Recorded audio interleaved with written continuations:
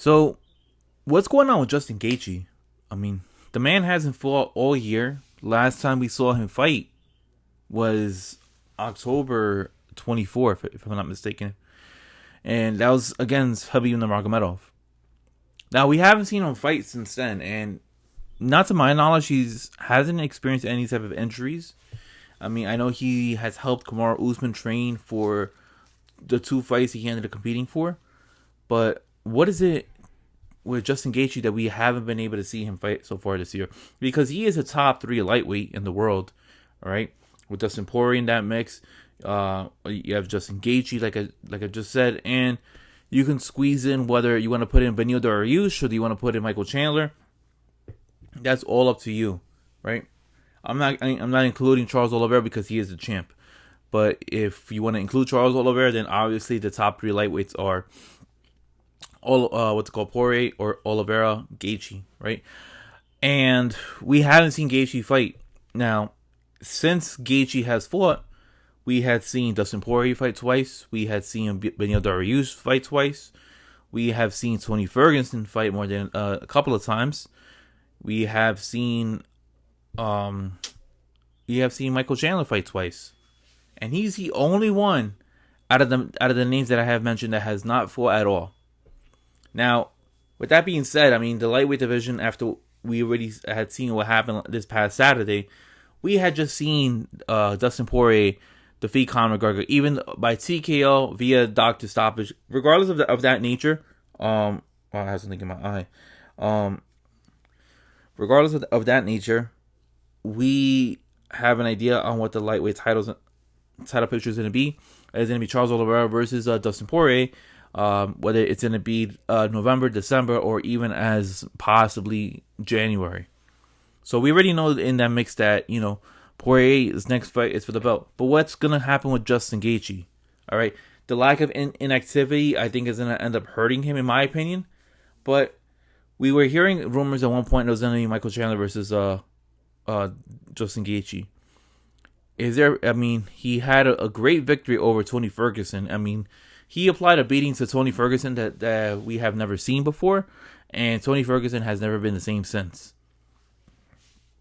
And, the rumors, there were rumors at one point, Michael Chandler versus Justin Gaethje.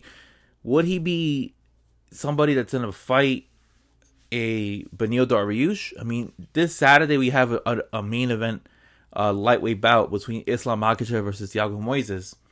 Guys, you can't ignore Thiago Moises. I'm sorry, not Thiago Moises. Islam Makhachev. Thiago Moises is a great fighter as well. But you guys cannot ignore Islam Makhachev because of the fact that he is coming. It's only a matter of time before he's going to be forced, where opponents are going to be forced to take fights with him because he is taking whatever fights that are given towards him. And he's getting a main event spot this Saturday, right? He's been active so far this year. He fought against Drew Dober. Now he's fighting against Thiago Moises. That's 2 fights inside of 4 months. So every 2 months, it seems like he's going to be fighting. He fought in March. So he had April, May, June, and July. Okay. 2 fights in 4 months. 2 fights in 4 months. And we haven't seen Justin Gaethje fight since October 24th. That's alarming to me. It's alarming to me because the lightweight division, unlike other divisions, like, I don't know, like heavyweight, as of right now, the lightweight division, the momentum keeps on moving. It's moving. Now that Khabib retired and they had the vacant title match between Chandler and Oliveira, and we saw that Oliveira won. A lot has changed since that fight with Khabib Nurmagomedov versus Justin Gaethje, and my thing is this: will lack of inactivity, affect Justin Gaethje? Who will his next opponent be? Is he sitting out for a possible title shot? Because I'm going to tell you this, in my personal opinion, he doesn't deserve a title shot. And I think sitting out for a title shot, not saying that he is, but I'm just saying if that's his plan, that's the wrong way to go. Because you want to at least try to get one more win, considering that you ended up losing to the champ at that time. Now you're trying to get yourself back into title contention. My thing is this: fight Beneil Dariush or fight Michael Chandler. I think Beneil and Justin share the same manager in Ali Abdelaziz. So that fight, may not happen.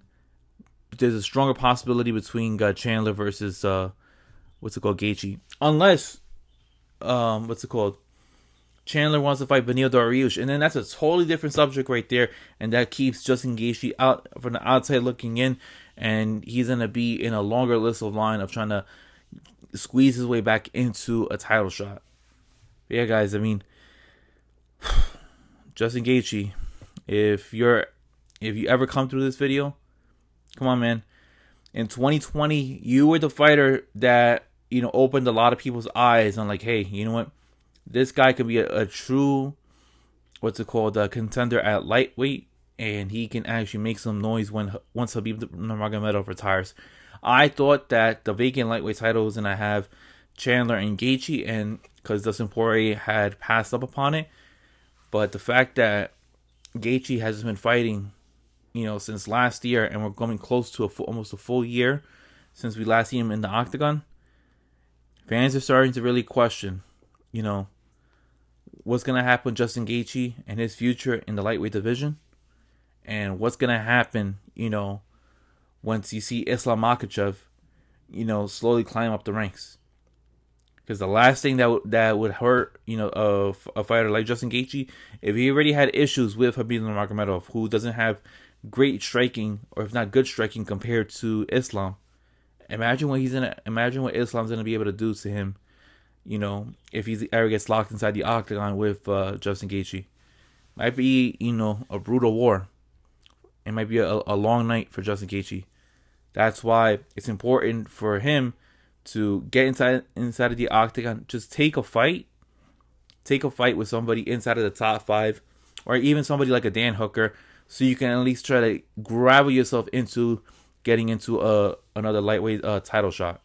Because when Islam comes getting closer and closer inside of the top 5, I think I might be lights out, and I see him controlling the lightweight division for years to come. All right, guys, that's my take. All right, Thank you for tuning in to Flav Oriana's MMA show. I'm your host, Flav Oriana, and stay tuned for further videos to come. All right, we got more news that ended up getting released, and two titles are going to be on the line in a pay-per-view coming to you soon. All right, so then I'm your host, Flav Oriana, and please hit the like and subscribe button, and I'll see you guys next time. All right, peace, guys, and have a good one.